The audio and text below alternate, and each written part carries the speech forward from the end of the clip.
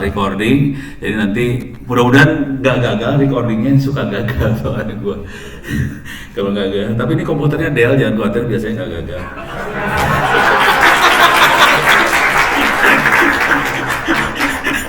Biar happy sponsor. Parah gue. Oke, sekarang saya akan jadi kisahnya gitu. 2-3 minggu lalu kondisi diserang, saya duduk kayak di NOC-nya. Kita duduk, waktu kita bereaksi, hackernya lagi masuk juga, lagi ngerebut root password. Jadi seru banget tuh, aduh horor. Cuman reaksi yang paling salah yang saya lihat, kebanyakan orang akan bereaksi ke akibat. Misal, contoh akibat adalah jadi ini kebetulan bukan ransomware ya, yang ini kebetulan judi online. Mereka berusaha naruh webpage tambahan supaya buat orang ngeklik judi online-nya. Jadi dia masukin trojan, sama-sama ransomware masukin trojan, cuman yang kalau ransomware kan nge-encrypt file. Kalau ini dia bikin page PHP tambahan, slot sama gacor segala macam, udah gitu supaya orang ngeklik itu. Yang dilakukan sama anak-anak itu adalah nge-delete file PHP yang di-generate sama si trojan. Gue langsung bilang, lu geblek deh, kenapa nggak dicari sumbernya sih? Jadi mindsetnya tuh mindset apa ya, admin jaringan sih sebenarnya. Mereka berusaha ngilangin supaya image tetap terjaga, tapi sumbernya nggak kedetek. Karena mereka kan sumbernya nggak kelihatan sih, maksudnya dia bisa menyamarkan si software yang masuk, gitu ya. Jadi kesalahan fatalnya adalah mindsetnya mindset admin, mindset operation, bukan mindset forensik. Itu aja yang fatal banget salahnya. Oke, ini kelihatan yang nulis siapa, ini tim insiden respon di Discover Tangsel yang nulis. Saya overview dulu dikit ya. Jadi pertama minta maaf, buku saya banyaknya ke arah server Linux karena kebetulan banyak kementerian lembaga segala macam makanya server Linux, bukan ke arah end user. Oke, cuman cara berpikirnya mungkin bisa diambil buat yang kebelet, yang kepepet. Jadi kalau kita lihat satu proses cyber security kan ada 3 komponen besar ya, people, proses, teknologi, PPT ya, people, proses, teknologi. Nanti akan ada siklus plan, do, check, act. Jadi ada 2 makhluk itu ya, people, proses, teknologi, plan, do, check, act. Buku ini akan kayak gitu kira-kira. Cuman buat Anda yang kebelet, yang udah keburu diserang, biasanya akan loncat tuh ke check sama act, gitu ya. Jadi di sini saya tulis, geser dia, naikin ke atas dikit, oke, balik deh, loncat, oke. Nih lakukan check act buat yang kepepet. Jadi kalau Anda kepepet, silakan loncat ke bab check sama act, oke. Terus di sini ada rujukan Pusat Informasi Insiden Cyber, itu jangan khawatir Pak Kadek. BSSN ada di situ, termasuk konsultan pemerintah BSSN ada di situ. Jadi saya disponsorin BSSN mudah-mudahan habis ini. Cuman juga saya tulis yang konsultan yang swasta juga ya buat alternatif lah gitu ya. Ini overview depannya. Cuman pengalaman saya selama ini bergaul sama teman-teman, masalah paling besarnya adalah di manusia. Sebagian besar pimpinan manajemen biasanya mereka bisa, terutama KL ya, kementerian lembaga, mereka bisa alokasikan anggaran. Jadi teknologi nggak masalah, peraturan biasanya nggak masalah, BSSN oke, peraturan Kominfo, peraturan oke. Pas bagian SDM nggak ada orangnya.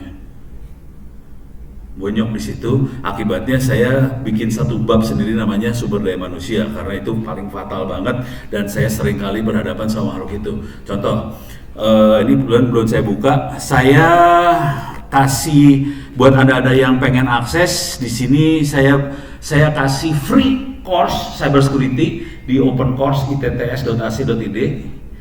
Ini lagi keraman. Oke, jadi mudah-mudahan nanti bisa dibaca. Kalau mau difoto juga silahkan.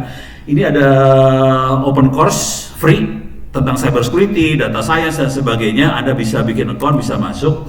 Total orang yang register di sini ada sekitar hampir 12.000 orang, 11.900 tepatnya. Di sini ada internet safety itu buat end user, ada cyber security buat admin. Oke.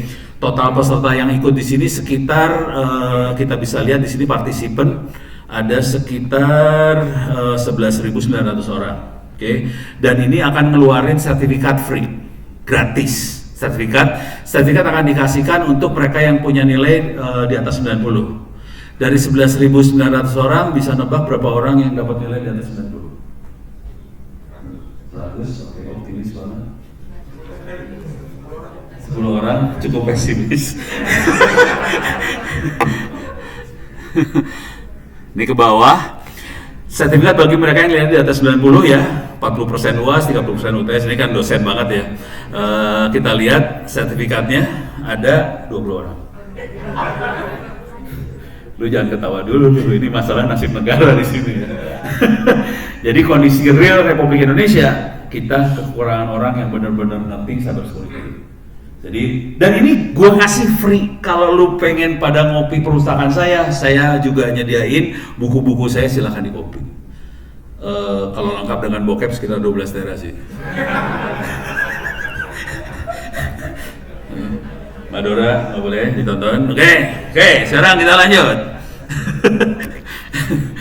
Jadi ini beres urusan SDM. Anda bisa baca-baca untuk NOC gimana ya, untuk SOX gimana, untuk pembagian kerjanya segala macam bisa dibaca. Saya akan skip banyak di sini karena target kita lebih ke arah ransomware, extortionware, recovery, backup dan sebagainya. Oke.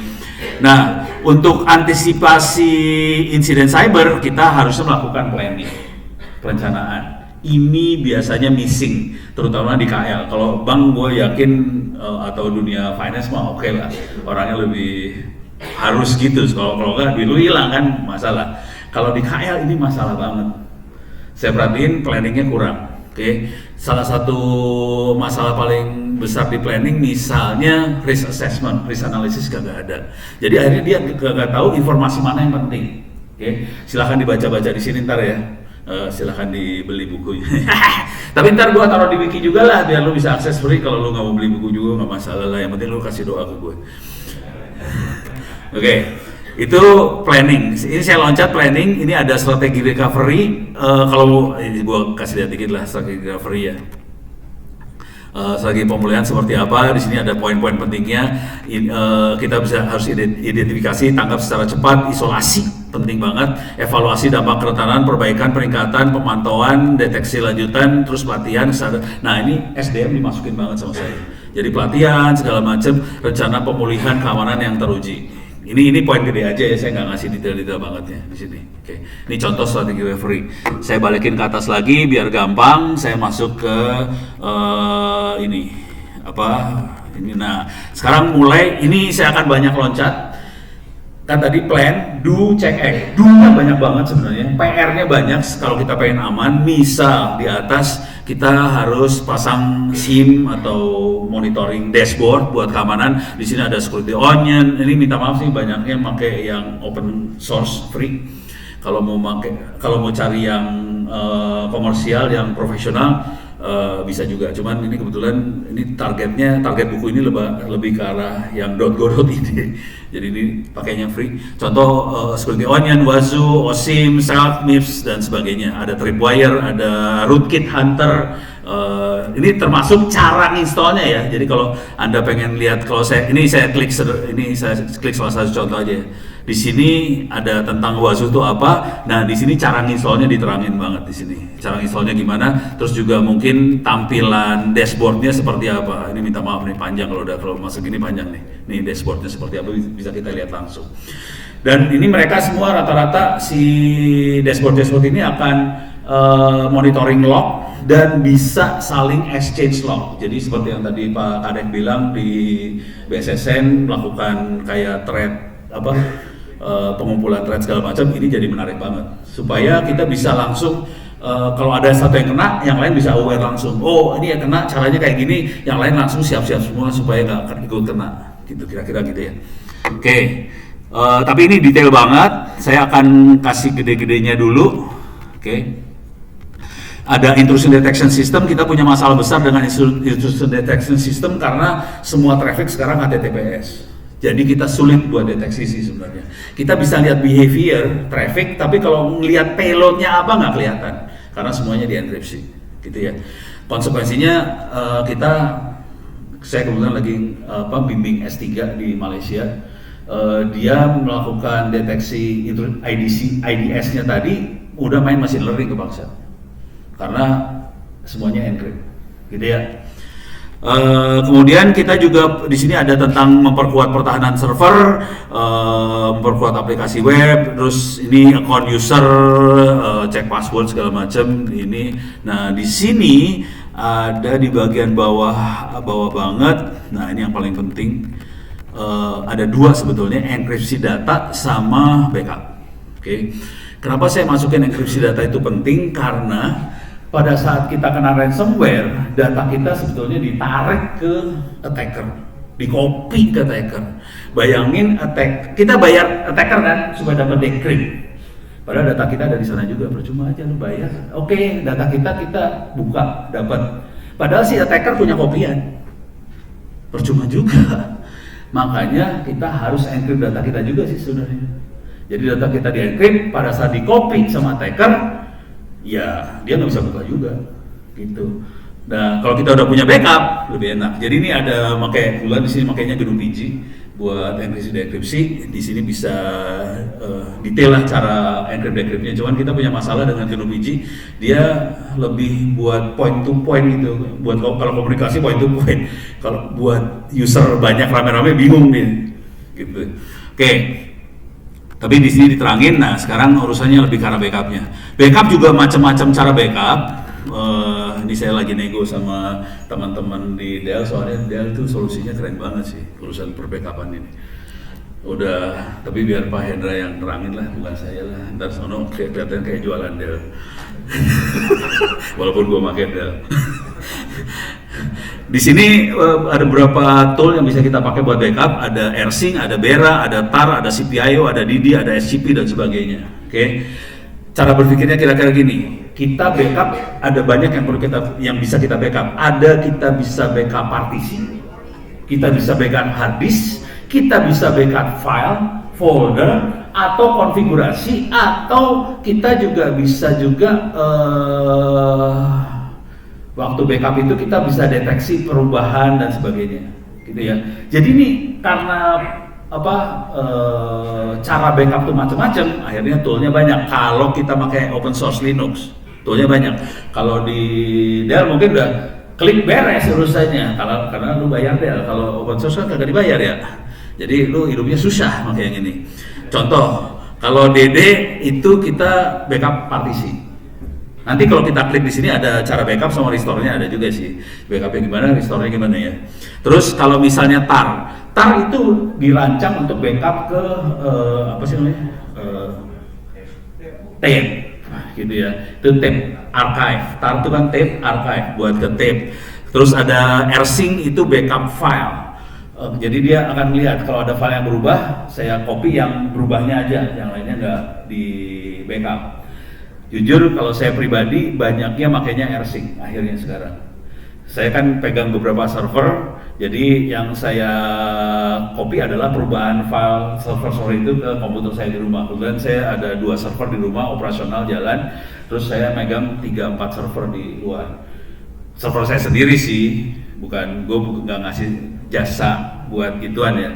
Gue buat backup server saya sendiri. Jadi saya banyaknya pakai AirSync. Cuman kita perlu pakai DD dan sebagainya kalau kita perlu restore partisi. Jujur kalau kita baca-baca di internet dan sebagainya, kalau kita kena trojan, kena ransomware, solusi paling gampang restore partisinya sih udah. Lu backup juga percuma juga sebenarnya. Beli kayak gitu kalau kita baca. Oke. Nah, sekarang ini saya loncat aja dulu. Saya akan masuk. Di sini juga ada audit log, ada liris tuh audit sistem operasi, diterangin banget gimana caranya kita audit. Jadi bagian do itu gede banget dan sebagian besar dari kita nggak ngerjain PR yang do ini. Kita bukan keuangan ya. Kita tuh maksudnya KL biasanya. Minta maaf, Kementerian Lembaga. Ini PR ini banyak nggak dikerjain. Mudah-mudahan ada di dunia keuangan ngerjain PR yang ini, gitu ya, bagian do. Nah, sekarang kita masuk ke bagian cek. Di sini ada, ini gara-gara acara ini, jadi gue banyak masukin ransomware di sini. Tapi di bagian cek yang awalnya waktu saya nulis lebih ke arah vulnerability analysis, VA. Nah, VA kalau mau gampang hidupnya, kita bisa pakai VA yang bisa pakai Kali Linux, kita pakai VA atau ke Helium. Helium ini yang bikin anak-anak Indonesia sih, anak-anak Cyber Army yang bikin Helium. Dia online, pakai web doang, jadi nggak usah. Ini contohnya, kita bisa ada yang free plan-nya ada, jadi yang free-nya ada buat icip-icip doang. Tapi intinya kita cukup masukin URL-nya apa. Ini targetnya lebih ke arah evaluasi VA dari web ya, aplikasi web. Jadi kita cukup target page-nya apa, kita masukin targetnya, terus scan-nya kayak gimana. Jadi cuma gitu aja sih. Tapi nanti, ini saya belum pernah masukin, tapi waktu scan, dia bisa scan macam-macam sih. Bisa mobile, bisa ini harus gue masukin dulu, males lah. Tapi gue cerita aja ya, atau di sini gue udah masukin ya, kayaknya di bukunya udah gue masukin deh. Nih saya masukin sini ya, klik masuk sini. Nah, ini dia, satu lagi, sorry. Ini kebaca nggak sih? Kelihatan nggak sih? Di sini ada network scanner, API scanner, mobile app scanner, ada CMS scanner, find DNS dan sebagainya. Jadi dia bisa banyak banget yang dilakukan scan. Cukup masukin URL-nya, kita scan, dan kita bisa melakukan scanning yang periodik. Cuman kalau kita pakai yang free-nya sebulan cuma boleh 2 kali doang. Ya teman-teman lagi pada cari duit lah biasa. Gitu ya, beres ya. Tapi kalau mau sendiri, kita bisa bikin sendiri, pakai Kali Linux dan sebagainya, kita bisa kerjakan sendiri. Nah, sekarang kita masuk ke yang ransomware. Oke, saya balik ke atas. Oke, balik ke atas, saya masuk ransomware. Ini yang menarik dari ransomware, di sini saya sama teman-teman Cyber Army, underground lah, anak-anak underground. Ini ada bagian cek kesiapan menghadapi ransomware. Oke, ini parah banget. Silahkan masuk ke websitenya Ren Simulator. Cuman ini berbayar. Anak-anak lagi cari duit. Kalau anda nggak mau bayar, bisa download di GitHub ransomware. Kira-kira taktiknya kayak gini. Kita bikin ransomware. Terus kita masukin ke jaringan kita sendiri. Masukin dengan cara attack ya, misalnya melakukan phishing dan sebagainya, kita tipu usernya, kita kirim attachment, ini user bakal nge-klik kagak. Kalau kita pakai yang ini, ransomware yang kita bikin itu tidak jahat-jahat banget. Tetap jahat sih, tapi tidak jahat banget. Dia akan masuk ke install ke komputer si user, dia memang akan encrypt si user, tapi hanya satu folder aja tempat dia masuk. Nggak seluruh komputer dia encrypt. Nah, beres ya. Nah, sekarang saya kasih lihat masalah besar di ransomware-nya. Kalau udah ngelihat yang ini bisa kita kerjain. Ini dioperasikan oleh anak-anak Cyber Army, bosnya Mas Girindro Pringgo Dikdo, banyak O-nya. Tapi dia orang Jambi, gue bingung makanya. Ini dashboardnya, yang kerennya ransomware, dia punya dashboard. Jadi waktu kita main ransomware, ada dashboardnya, kelihatan ransomware kita jatuh kemana. Ini kebetulan dia satu jatuh di Jakarta, satu jatuh di Jambi. Kita bisa lihat udah berapa file di encrypt dan sebagainya, bisa kelihatan. Ya dashboardnya ada, kita sebagai attacker kita bisa monitoring. Karena ini kita lakukan sebagai orang IT company, perusahaan dan sebagainya, kita bisa monitor ini ransomware jatuh ke komputer mana. Nah, ini komputernya bisa kelihatan di bawah sini. Ini komputer yang kemasukan siapa aja, siapa yang sudah di encrypt, kelihatan banget, gitu ya. Jadi anak-anak user kita yang bandel-bandel, yang nggak pernah baca aturan, yang kalau ngikutin webinar cyber security masuk kiri keluar kanan, kelihatan langsung komputernya jebol dulu, gitu ya. Nah, sekarang pada saat komputer jebol di encrypt, nah ini yang horor nih. Dan ini biasanya tidak diperlihatkan di proses ransomware yang normal. Ini kelihatan nggak ya? Gue bisa zoom in nggak ya? Bentar.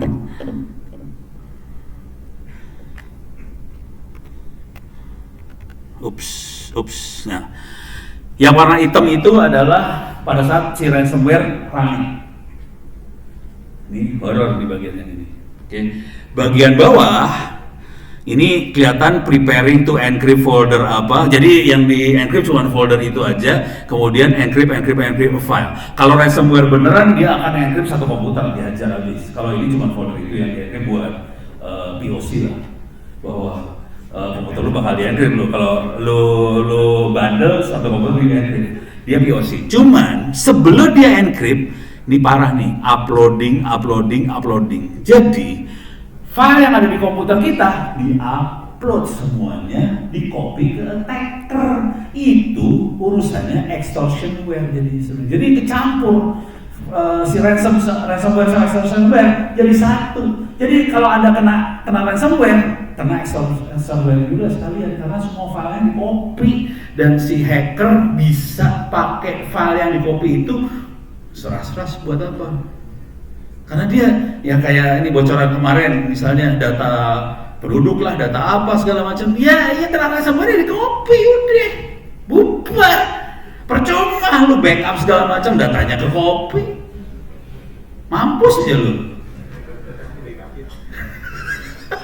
Solusinya encrypt sebetulnya. Jadi kalau kita punya data, di encrypt semuanya. Cuman bayangin ini datanya data user ya, ada di komputer user. Kalau di server oke lah, kita bisa nyelamatin. Ini bayangin datanya dari user, di encrypt, emang bisa, mampus kan?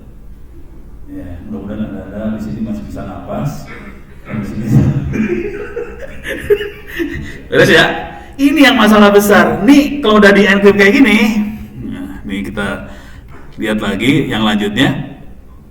Bentar, ini kalau nggak salah, ini kalau sudah di encrypt, ininya extension ditambah .run simulator ya. Oke. Kalau ransomware yang lain kan tergantung dia harus berapa extensionnya apa ya. Kalau udah kondisi seperti itu, diklik kayak gimana nggak bisa jalan sih. Jadi ini kondisinya udah ter-encrypt semua, nggak jalan. Nggak bisa dipakai aplikasi apa aja, udah nggak jalan, udah urusannya nangis. Cuman si attacker kalau kita bayar kan bisa ngasih decryptnya. Nah ini kalau nggak salah ada contoh decryptnya juga di bawah sini. Nah dia melakukan X-filtering, dia ngelihat, dia bisa analisa macam-macam dari kondisi komputer korban. Dia bisa ngelihat kapan dibuatnya, komputernya apa, arsitekturnya apa, OS-nya apa, kondisinya apa, encrypt, posisinya ada di mana, kelihatan semua. Ada sih ya. Filenya mana aja juga kelihatan di bawah nih, di bawah. File apa aja yang berhasil dia punya, berhasil dia copy. Ya. Jadi jangan khawatir kalau Anda kena ransomware, file Anda ada di tracker. Bukan hanya di encrypt di komputer Anda, file yang ada di komputer Anda ada di tracker, di copy, bubar udah urusannya. Kalau lu kagak encrypt ya udah pakai doa lah urusannya, semoga trackernya cukup baik. Cuma attacker ada yang baik sih, jahat banget. Itu udah ahli neraka semua.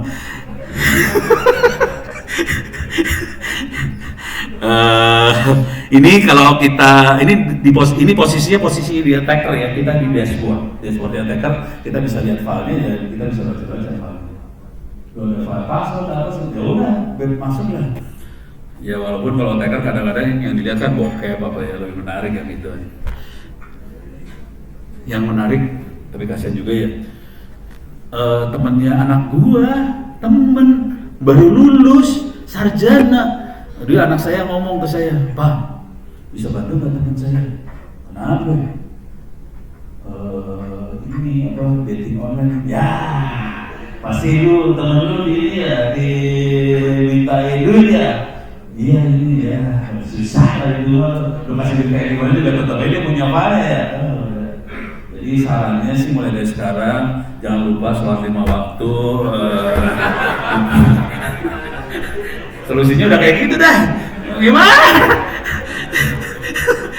Orang yang paling parah waktu itu ada anak mahasiswa Universitas Islam Medan, apa namanya gue nggak tahu, pokoknya Islam Medan ada tuh ya. Dia anak Aceh, bayangin anak Aceh kuliahnya kayak gitu, kirim email ke saya, Pak bisa minta tolong ini ya. Pasti lu di ini ya gitu, iya Islam ya gitu, ampun dah. Kalau udah dapat nanti ini lanjut ya. Kalau udah dapat decryptnya ya udah ini kita install nih ada Run Simulator Decrypt. Kita decrypt ya udah nanti kebuka lagi semua. Kira-kira kayak gitu. Jadi kira-kira gitu. Beres. Saya akan kasih lihat backupnya dikit. Saya punya waktu berapa menit lagi ya? Hah? Masih lama gue? Oh oke. Gue udah stres. Gue pikir waktu gue mau udah tinggal dikit. Oke, masih lama. Oke, berarti oke. Saya kalau gitu saya kasih lihat lebih detail ya. Jadi secara umum kayak gitu. Tadi kita lihat ada sedikit buat sebenarnya di sini ada panduan apa sih? Buat user harus ngapain aja juga ada sih. Ntar gue kasih lihat deh sekalian deh kapok. Bukan kapok. Karena waktu masih lama jadi enak gue. Tadi gue versi minimal dulu ya gue kasih. Oke. Di sini pegangan untuk pengguna agar aman dari ransomware juga saya tulis di sini. Ini saya kasih global aja ya, global aja buat end user seperti apa. Contoh, backup data secara teratur, update software, terus install priori antivirus, hati-hati saat membuka lampiran tautan. Itu penting banget. Kalau kita udah ngelihat bagaimana si ransom masuk, kuncinya sebetulnya karena si user terlalu kepo, apa-apa diklik, cuma itu aja sih. Dan ini sering terjadi, minta maaf, banyaknya user cewek yang kayak gitu tuh. Bini gua apalagi tuh, aduh. Apalagi kalau itu ya, di toko online, apa aja diklik tuh, di rumah sampai barang datang semua, aduh ampun. Gue pusing kepala. Oke, ini beres, udah gitu yang penting lagi adalah hati-hati waktu download. Saya kebetulan makanya ini kalau Anda lihat sistem operasi yang saya pakai Linux, jadi saya banyak download buku. Lu tahu sendiri dari torrent ya, kan banyak ini ya, kalau ngeklik torrent kan banyak yang ikut pengen masuk, karena saya pakai Linux aman. Jadi sarannya kalau lu suka download bokep apa segala macam pakainya Linux saja supaya aman. Beres ya. Terus kita harus aktifkan fitur keamanan jaringan, pakai sandi yang kuat, waspadai sumber yang tidak dikenal, edukasi diri sendiri, ini yang susah. Gue kasih lihat ya, biar tahu horornya. Ini tadi yang cybersecurity 19.900 yang lulus 20 orang ya. Sekarang kita lihat, saya ada di sini ada kuliah ini sih sebenarnya buat end user, namanya internet. Ini free semua. Ini gini ya, kalau teman-teman di perusahaannya punya diklat dan sebagainya, silakan orang diklat ngomong ke saya kalau pengen kopi yang ini silakan saya kopi. Bayarnya gimana? Bayarnya gampang. Habis sholat tolong doain. Sampai lu pada mati, maksudnya sholat 5 waktu terus sampai mati lu doain gue. Nih udah gitu, saya kan coba masuk ke internet safety. Jadi salah klik. Ini juga free, ada cloud computing. Di sini ada internet safety. Tadi cyber security, internet safety itu buat end user. Ada dasar keamanan informasi, perilaku aman di dunia online, cyberbullying dan sebagainya ya. Ada keamanan password, ada keamanan email, ada VPN dan sebagainya. Ini keamanan email, contoh kasusnya ada dari BCA nggak hari ini? Nggak ada ya? Ini contoh kasusnya nasabah BCA yang email ini ya. Nasabah BCA sampai BCA akhirnya minta saya, bisa nggak kita roadshow ke nasabah BCA? Kenanya sekitar beberapa ratus juta per nasabah.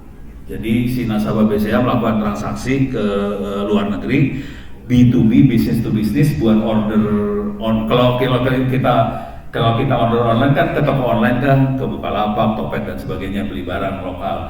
Paling bayar 100.000, 50.000 perak. Kalau nasabah BCA kan nggak level yang itu ya. Levelnya dia ke pabriknya di Cina di mana ratusan juta rupiah. Pakainya email doang.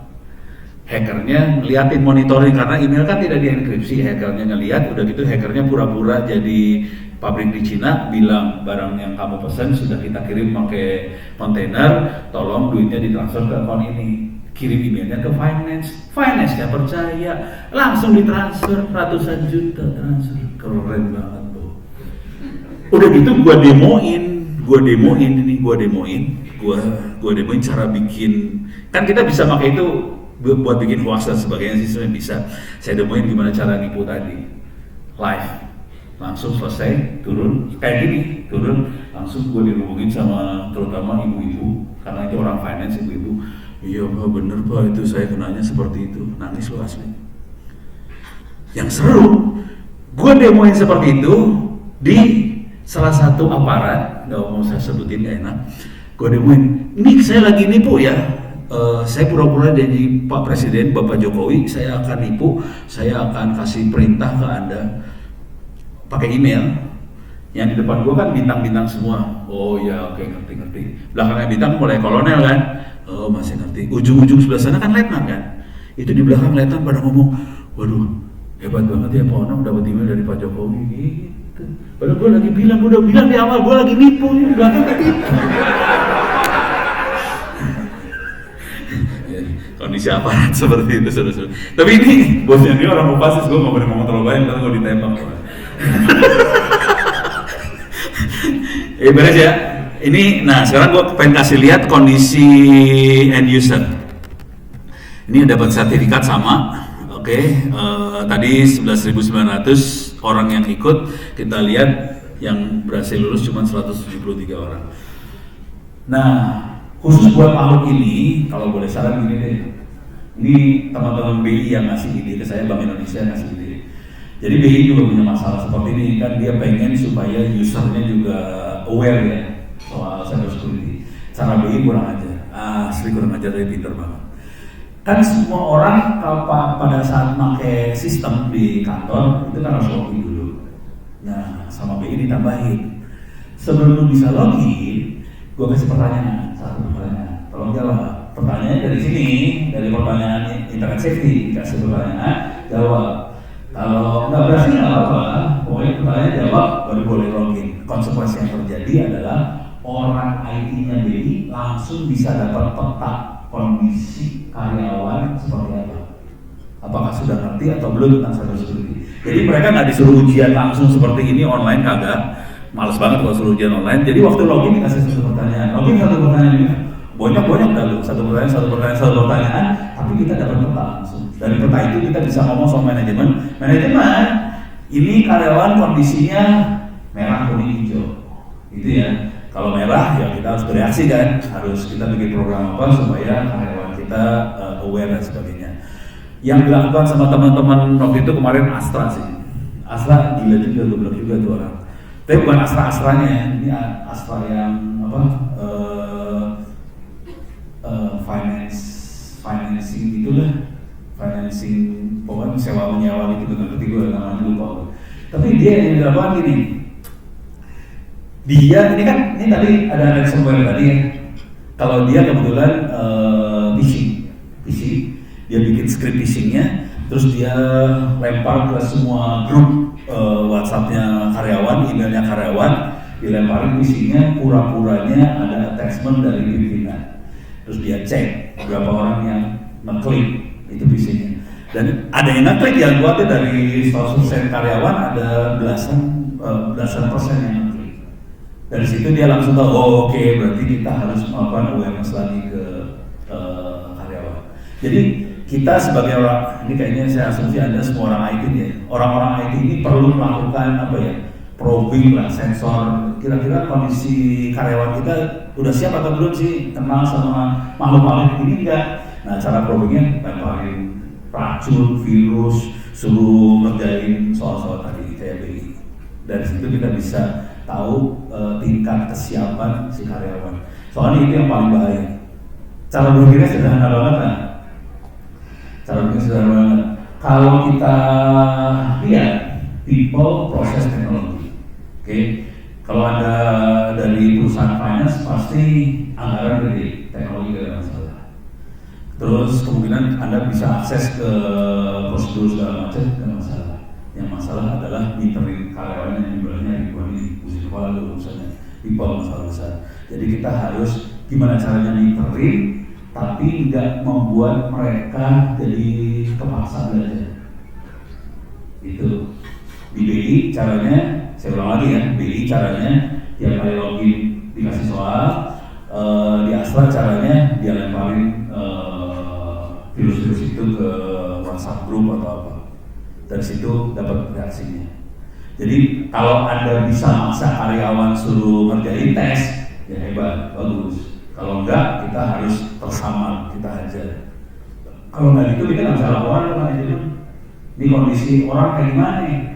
Kalau kita nggak bisa laporan, kita nggak bisa bikin program buat monitoring mereka. Padahal serangan paling gede ada di manusia. Jadi kalau kita lihat dari seluruh struktur security keamanan, paling gede masalahnya manusia dan itu harus beresin. Gitu ya. Tapi kalau ada backup segala macam ya rada nolong lah kira-kira kayak gitu. Oke, waktu gua 8 menit. Wah, oke, banyak. Oke, sekarang ini beres. Saya akan balik lagi. Gua mau ngomong 8 menit. Pengen lihat bagian apa dari buku yang gua zoomin? Apa? Ada sama? Hah? Encrypt. Oh, oke. Oke. Ini gua masuk bagian encrypt ya. Oke. Gua demoin aja ya. Gua demoin ya. Tapi globalnya gini. Ini globalnya kayak gini lah. Oke. Di sini encryptnya mainnya public key private key ya. Bukan encrypt gitu ya. Bukan symmetric key yang dipakai, tapi asymmetric key. Jadi pakai public key, private key. Yang encrypt yang di sini saya pakai. Oke, 8 menit. Ini sekarang gue akan masuk ke shell. Ini nggak apa-apa ya. Kayak gini nggak apa-apa. Dunia tidak manusiawi yang gue masukin.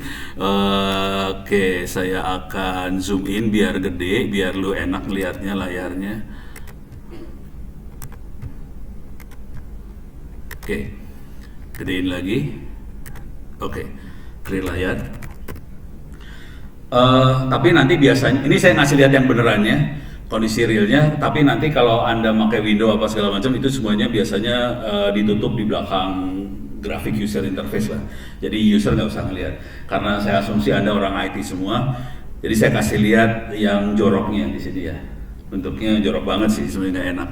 Cuman, nah ini kira-kira gini.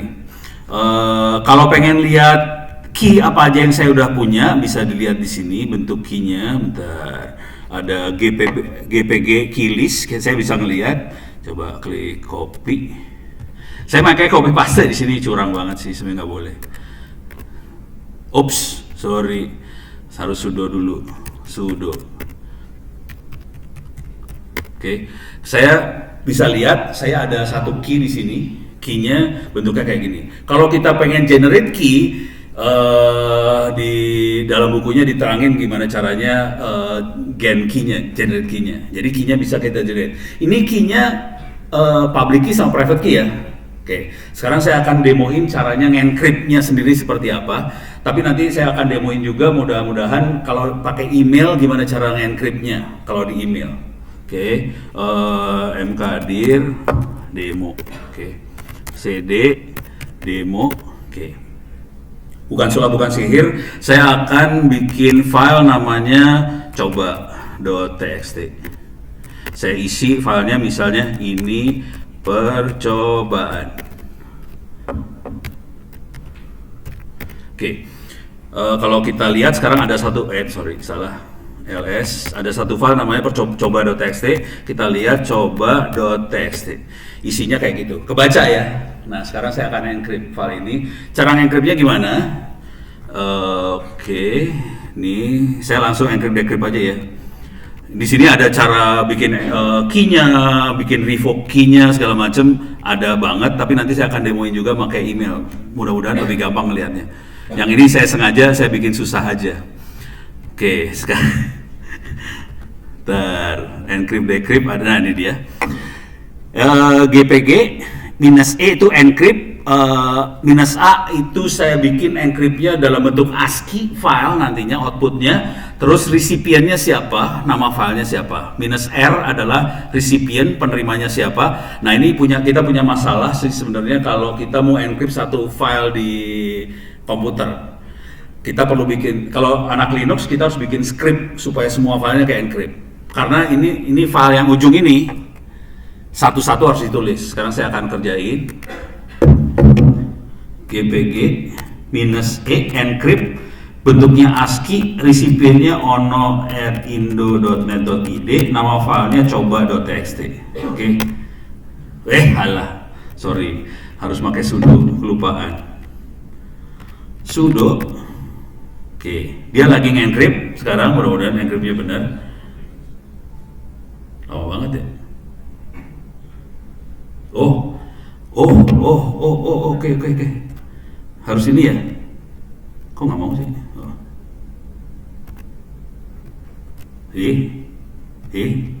Parah. Ntar gue cari contekan gue yang lain lah. Berarti buku gue salah. Coba GNU PG. Boleh dong. Salah. GPG.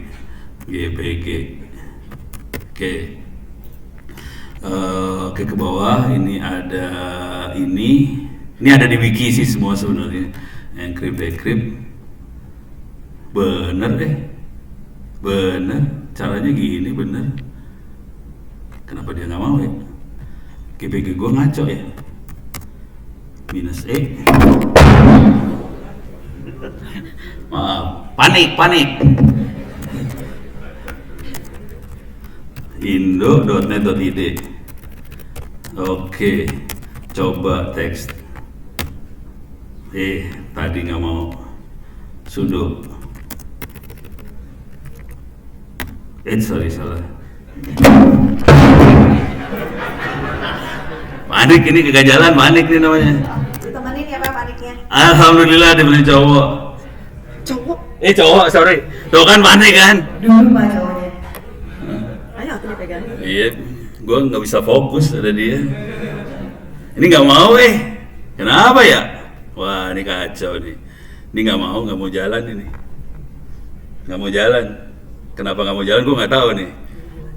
Gue lagi nggak tahu kenapa nggak mau jalan. Harus diomong-omong lagi. Kenapa ya? Dirayu-rayu dulu.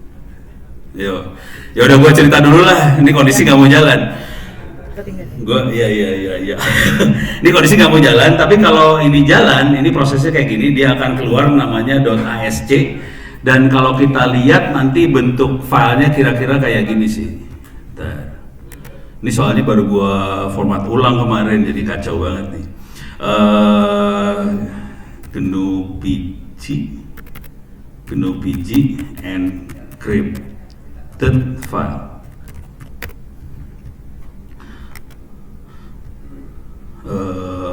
Coba yang ini aja ya. Ini decrypt. Ini ada contoh 9E. Nah, bentuknya kayak gini ntar. Salah. Gue cari, nggak kelihatan.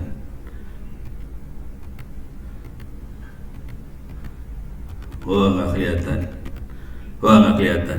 Nggak ada contohnya di sini. Ya udah. Tapi ntar bentuknya filenya nggak bisa dibaca lagi sih. Filenya bentuknya karakter sembarangan aja. Karena saya mintanya ASCII dan sembarangan. Kalau mau decrypt, dia pakai yang ini. Pakai yang -D.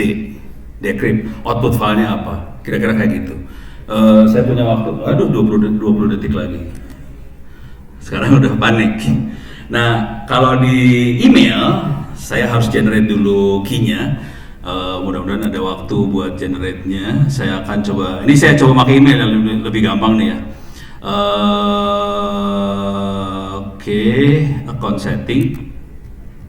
Saya akan masuk ke bagian end-to-end encryption.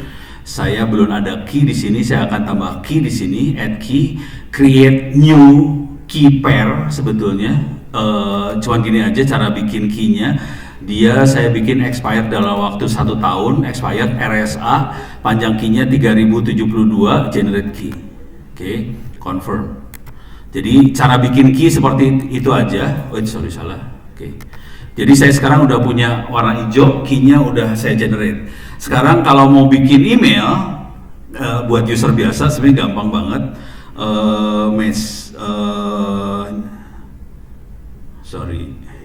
Sorry, ini saya tutup dulu. Udah,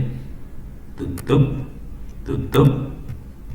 Saya akan write email ke ono@itts. Ini ya, testing. Ini saya tidak encrypt ya, tidak di encrypt. Testing, saya send. Oke. Apa ini gue nggak jalan? Internet gue nggak jalan, dia nggak bisa sending email ya? Ya ilah. Oh, masuk. Oke. Sekarang saya akan coba unread. Nih testing masuk. Saya akan coba lihat view source. Ini source emailnya, kalau tidak di encrypt saya bisa baca kata-kata testing ini kebaca. Sekarang saya akan coba kirim tapi dengan kondisi di encrypt. Oke, saya akan write lagi ono@itts testing enkripsi. Tadi bikin key-nya segampang itu, sekarang ini testing enkripsi gitu ya. Sorry sih tulisannya kacau. Cara nge-encrypt cuma diklik aja encrypt. Oke. Sekarang kita send. Saya akan get message. Perhatikan subjeknya udah berubah. Sekarang ada tulisan uncheck karena belum saya periksa. Sekarang kalau saya uncheck, saya klik ini, dia berubah namanya sesuai testing enkripsi. Jadi yang awalnya kondisinya di encrypt, tapi di sini ada kata-kata OpenGPG dan dia akan bisa lihat good digital signature message encrypted. Tapi kita bisa baca karena dikirim ke saya sendiri.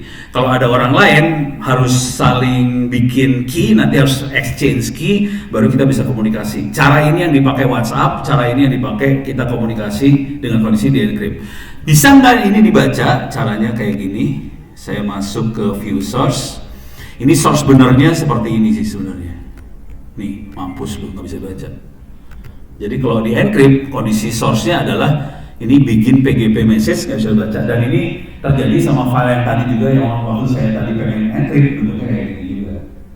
Dan kalau kita mau aman dari ransomware sebetulnya file-filenya sudah encrypt semua kayak gini. Jadi walaupun si attacker bisa dapat, kondisinya kayak gini nggak bisa dibaca.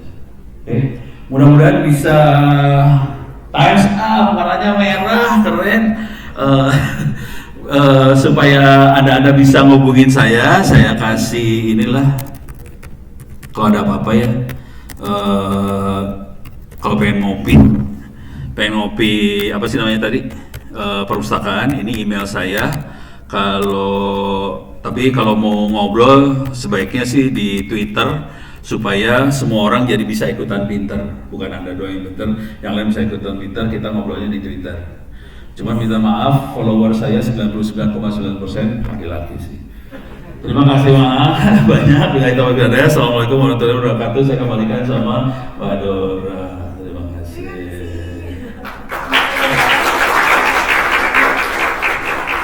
Baik, terima kasih Bapak Ono. Ada pesan-pesan lain mungkin? Santai itu loh. Ya, jangan lupa ini doain gua.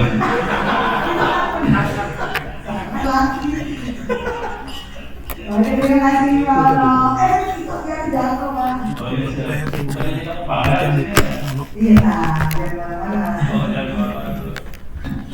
Takut jatuh, kedua emang bisa ganti-gantinya. Baik, Bapak Ibu sekalian, tadi ya mengenai buku beliau yang akan tayang. Penasaran gue kenapa nggak jalan ya? Saya waktu beliau cek internetnya dulu. Saya yakin belum puas. Harusnya nggak ada hubungan sama internet ini. Tadi lokal. Harusnya lokal, ini nggak yang enkripsi mah lokal. Gue penasaran. Ngobrol nanti beliau ada di sini dan nanti sesi tanya jawab dan ada best question juga. Jadi jangan sampai kelewatan diskusi panel kita ya. Dan juga Dora ingin mengingatkan mengenai feedback form, Bapak Ibu bisa scan QR code yang ada di meja Bapak Ibu ataupun di meja saat ini. Dan bisa capture kalau sudah selesai isi, mohon diisi, mohon feedbacknya, saran dan masukan untuk kami kami untuk event-event kedepannya, dan juga nanti Bapak Ibu juga bisa mendengarkan dengan strategi yang menarik dari Dell Technologies.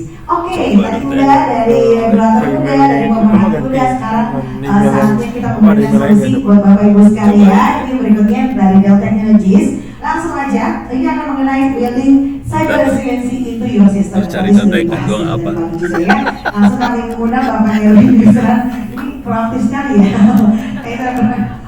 Selaku Country Data Center Sales Lead Dell Technologies Indonesia. Iya lah, lalu anak-anak. Oh bener kan? Sekarang tanggal berapa sih? Oh expired. Gua lupa gua. Ini pantas kagak bisa. Expired, goblok. Siang, assalamualaikum warahmatullahi wabarakatuh. Harus perpanjang lagi gitu. Selamat Gua kagak lihat. tadi errornya belum kenal oh dengan iya saya. Nama saya jadi nggak kelihatan nggak tahu kalau kita ngecek langsung. Iya ini expired, gua lupa. Harus Jadi perpanjang dulu. pagi ini kita dari Dell mau sharing sedikit juga tadi follow up mungkin dari sesinya Pak Ade, Pak Ono juga terkait ransomware. Masuk ke bagian produk, mungkin saya nggak mau ngomong produk karena nggak banyak yang kita bisa sharing terkait produknya, tapi lebih ke framework. Mudah-mudahan cara kerjanya, proses kerjanya bisa dipahami juga sedikit bagian dari teknologinya. Follow up nih, atau mungkin menyambung terhadap tadi yang Pak Ono juga sharing di awal. Di Dell itu kita juga kadang sering dapat email phishing dari internal. Jadi dikirim ke ratusan ribu pegawai. Buat yang kurang beruntung atau kurang aware, email phishing itu kalau diklik langsung keluar Anda kena phishing, harus ikut training dan segala macam. Jadi dan itu mandatory, jadi nggak ada obat. Jadi mungkin itu adalah salah satu faktor juga, mungkin bisa jadi ide juga untuk di perusahaan Bapak Ibu bisa lakukan. Saya coba topik yang awal, building cyber, mengawali topik dengan building cyber resiliency into your system. Jadi kalau yang tadi dengar penjelasannya Pak Kadek juga dengan Pak Ono, mudah-mudahan kita bisa sebagai orang IT masih bisa hidup dalam ketenangan duniawi dan ketenangan profesional. Kenapa? Karena ya tidak perlu dijelaskan lagi, mungkin ke slide yang ada high level dan juga di slide selanjutnya soal resiko-resiko. Mungkin ini lebih dari regional, tapi saya nggak perlu jelaskan lagi ransomware itu apa, impact-nya apa dan segala macam. Kita sudah lakukan campaign ini dari beberapa tahun lalu dan makin kesini makin saya skip slide-slide awalnya menjelaskan soal bahaya seperti apa. Kenapa? Karena sepertinya semua orang sudah paham sekarang, baik dari berita atau mungkin dari pengalaman pribadi Bapak Ibu juga, bahwa ransomware, data loss, data hostage atau pencurian data itu adalah sesuatu yang real, bukan lagi hal yang kita lihat di film-film. Jadi itu satu hal yang utama. Tadi juga sempat disinggung bahwa sebenarnya 3 pilar cyber security isinya ujungnya adalah PPT, People, Process, Technology, dan bagian teknologinya yang kita coba emphasize kali ini seperti apa dan segala macam. Saya masuk juga ke salah satu framework yang well known di IT security, NIST, National Institute of Standard Technology. Ada beberapa pilar atau elemen dari NIST itu, or NIST ini. Nah, dari Dell kita mau fokus di recover.